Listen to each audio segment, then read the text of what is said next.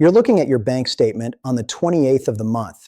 The Social Security deposit hit on the 3rd, like always. The pension came through on the 1st. But now you're seeing $340 left until next month, and you just got invited to your granddaughter's birthday dinner. You want to say yes.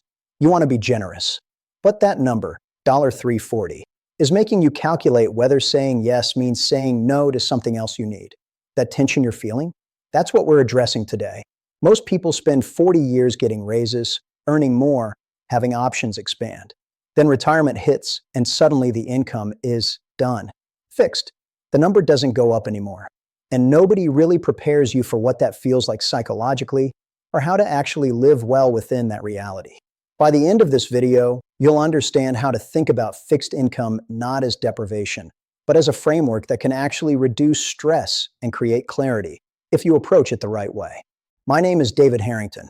I spent over 2 decades as an investment banking analyst and portfolio strategist, navigating market cycles, recessions, and financial bubbles. After stepping away from institutional finance, I now focus on helping everyday people, especially those approaching or enjoying retirement, understand money in a calm, practical way. Before we continue, a quick note. This isn't financial advice. Everyone's situation is different. Think of this as education to help you ask better questions and make calmer decisions. If you find this helpful, please subscribe and hit the like button. It helps more people find this kind of practical guidance.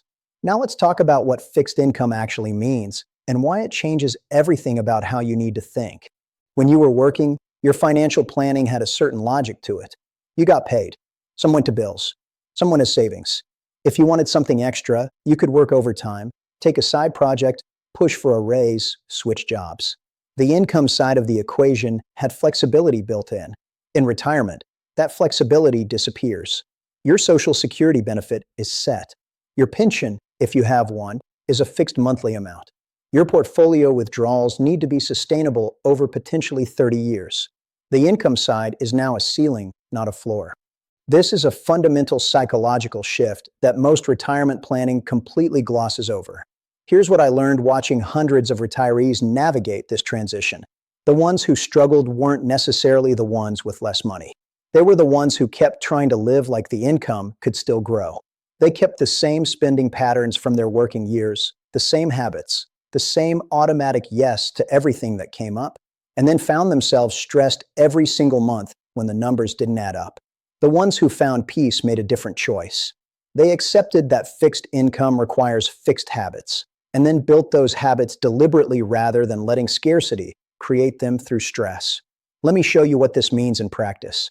Fixed income means your spending needs to become predictable, not rigid, not joyless, but predictable enough that you're not surprised at the end of every month. This starts with knowing your actual monthly cost of living down to a number you can state without guessing. I'm talking about the real number, not what you think it should be, not what it used to be. What you actually spend on housing, utilities, food, transportation, insurance, prescriptions, routine medical care, basic maintenance on your home and car. The non-negotiable monthly reality. For most retirees, this number is somewhere between $3,000 and $5,000 a month. Some higher, some lower, but there's always a number. And if you don't know what yours is within a few $100s, you're navigating blind. Once you know that number, you compare it to your guaranteed monthly income. Social Security plus any pension. This is your foundation. If your guaranteed income covers your non-negotiable expenses, you're in a fundamentally secure position. Everything else is optimization. If your guaranteed income doesn't cover your non-negotiable expenses, you're drawing from savings every single month just to maintain basics. That's not inherently catastrophic, but it means every dollar of spending needs more scrutiny because you're spending down principal that you'll eventually need to last decades. This is where the lifestyle adjustment actually begins. Here's what surprised me when I left institutional finance and started focusing on retiree concerns. The spending categories that caused the most stress weren't the big ones. Mortgage or rent, those are predictable. Insurance premiums, those are scheduled. Utility bills, they fluctuate some, but you know the range. The stress came from the discretionary categories that used to be automatic yes during working years. Eating out whenever you felt like it. Helping adult children or grandchildren financially whenever asked. Buying things because they were on sale or seemed useful. weekend trips, hobbies that required constant purchasing. None of these are individually large, but cumulatively, they represent the difference between ending the month with breathing room or ending it anxious about next month. Fixed income forces you to make these discretionary categories deliberate instead of automatic. You need a monthly amount allocated to eating out, a yearly amount allocated to travel, a clear policy on financial help for family members, hobby spending that's capped and tracked. This feels restrictive at first. It feels like you're being cheap or you're losing freedom. But here's what actually happens once you implement it. You stop having the internal negotiation every single time a spending opportunity appears. You're not standing in the restaurant wondering if you can afford this meal. You're not lying awake after helping your daughter wondering if you just compromised your own security. You already decided how much goes to these categories, and now you're just executing the plan.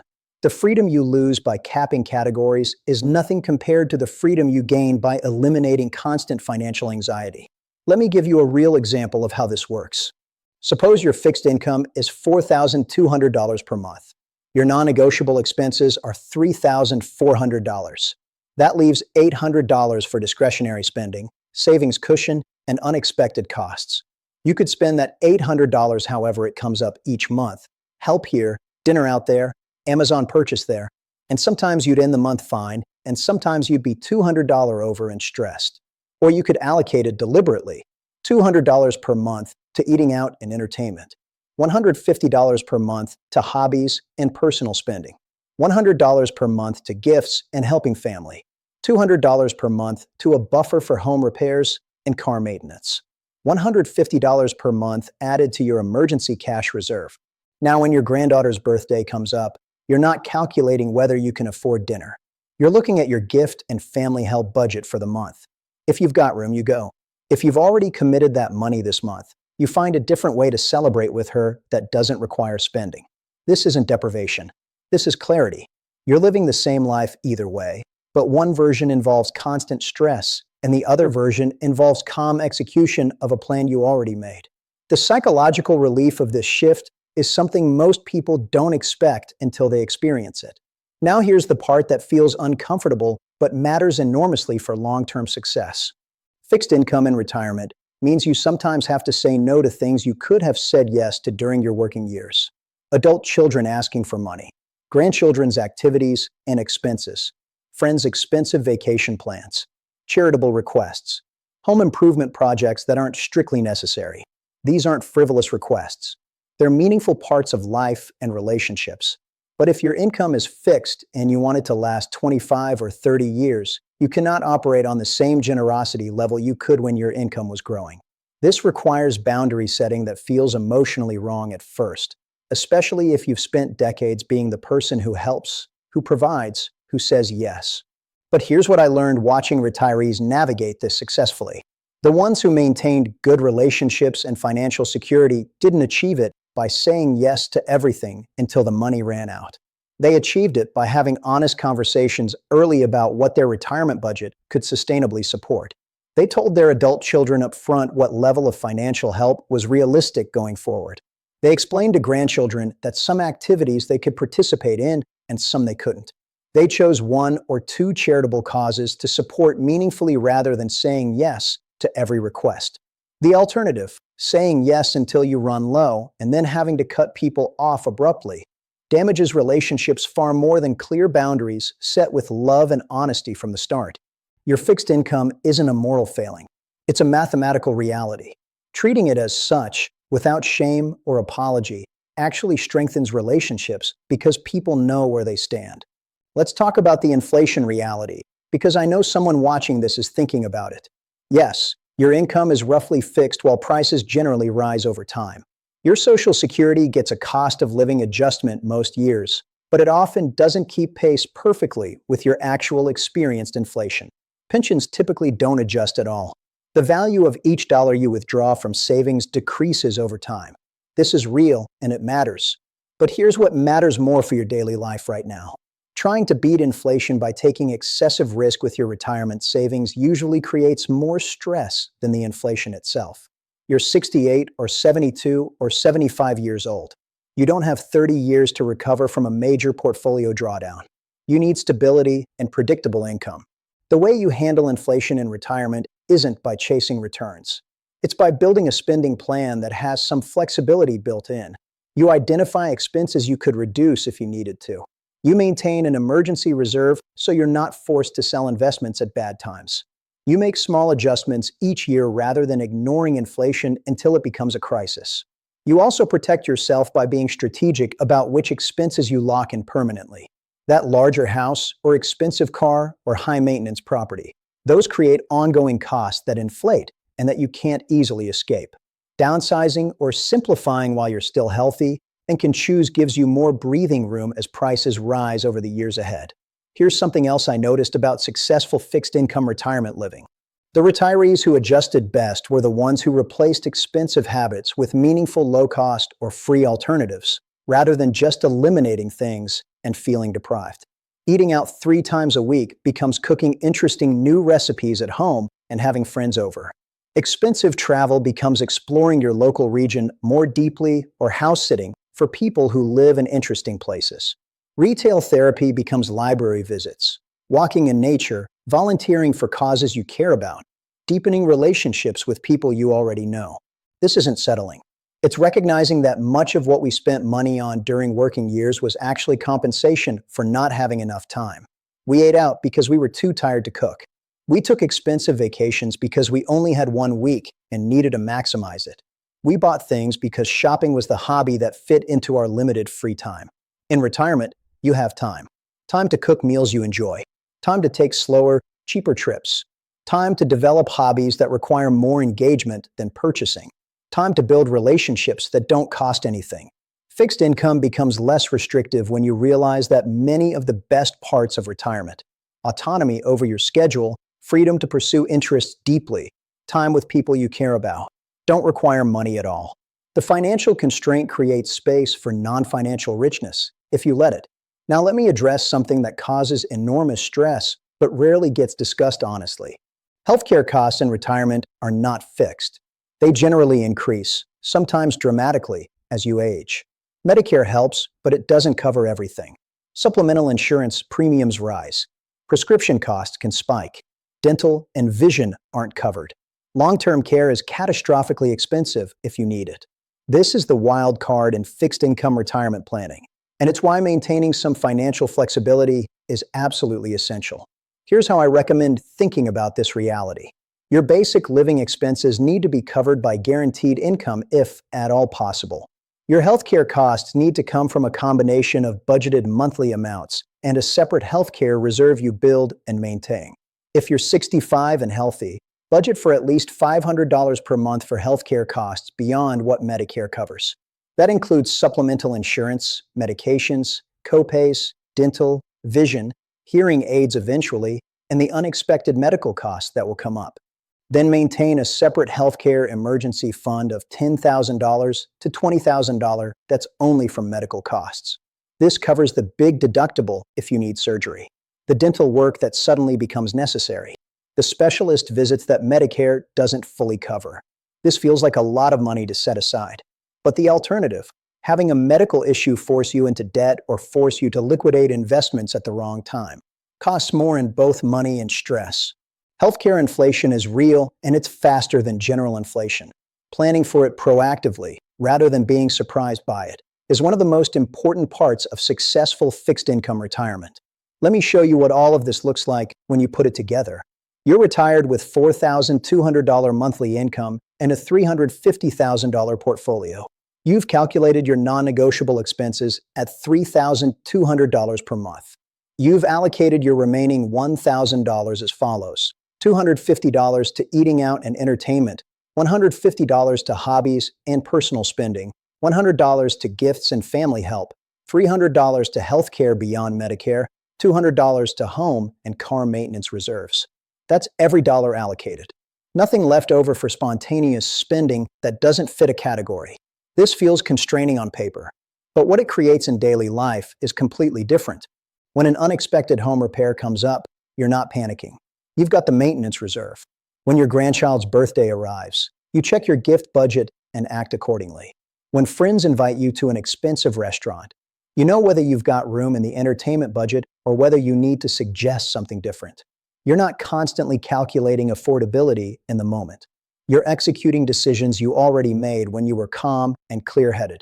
Over time, this creates a psychological foundation that feels like freedom rather than restriction. You know what your life costs. You know your income covers it. You know how you'll handle the variability.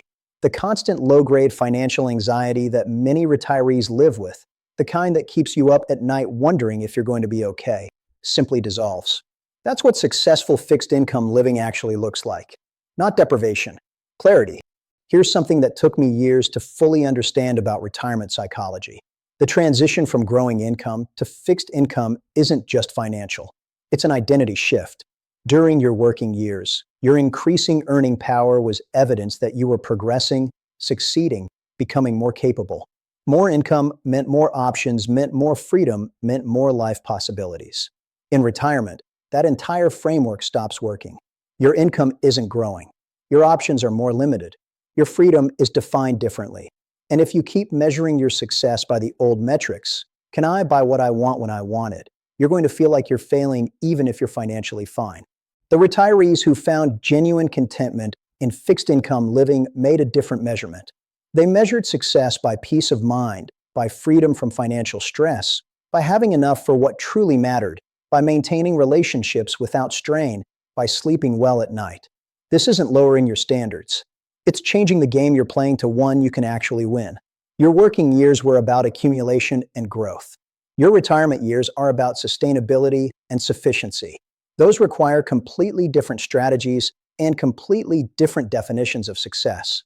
Fixed income forces this shift whether you're ready for it or not. You can resist it and feel deprived, or you can embrace it and find that it creates clarity you didn't expect. Let me address one more thing before we close. Some people watching this are in a position where their fixed income genuinely doesn't cover their actual necessary expenses. Not the life they wish they could live, but the minimum life they need to live. Social Security isn't enough. There's no pension. Savings are minimal or depleted. If that's your situation, this conversation about adjusting your lifestyle is different. You're not optimizing. You're surviving. I want you to know that's not a moral failing. The retirement system in this country has structural problems that leave too many people in exactly this position. You worked hard. You did what you could, and the safety net isn't adequate. If you're in this situation, your immediate priorities are different. You need to maximize every benefit you're entitled to. Supplemental nutrition assistance, Medicare savings programs, utility assistance, property tax relief for seniors, housing assistance if you qualify. These aren't handouts. These are programs designed exactly for this situation. You also need to explore every possible income option. Part-time work if you're able, renting out a room, selling things you don't need, downsizing to reduce housing costs dramatically. These aren't pleasant conversations, but they're necessary ones. And you need to ask for help. From family if they're able, from community organizations, from social services. Trying to maintain the appearance of being fine when you're not just makes everything harder. I say all of this because most retirement content is aimed at people who have choices. But some of you are watching this because you're scared, and you need to know that there are resources and options even when it feels like there aren't. For everyone else, those of you with genuine choices about how to live within fixed income, let me leave you with this. The adjustment to fixed income living is real, and it requires actual changes in habits and expectations.